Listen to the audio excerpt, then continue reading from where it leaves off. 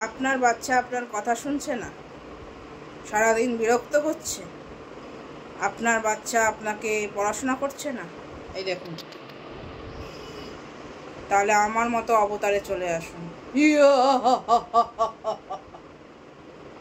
ওই দেখুন, ভয়ে ওখানে বসে আছে, দেখেছেন? মাকে যদি ভয় পাওয়া ছেড়ে দেয় তাহলে মায়েদের বিভিন্ন রূপ ধারণ করতে হয়। যেমন আজকে আমি এই রূপ ধারণ করেছি, মহিষাসুরী।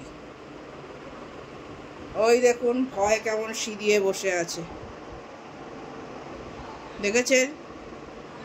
সকাল থেকে কোনো দুষ্টুমি নেই কিন্তু আজকে। তাই মায়েদের উদ্দেশ্যে আমার এই পোস্ট, যদি আপনার ছেলে মেয়ে আপনাকে ভয় পেতে ভুলে যায়, কথা না শোনে, তাহলে নিজেদের রূপ পরিবর্তন করুন। ধরবো নাকি? ধরবো? ধরতে আসছি আমি।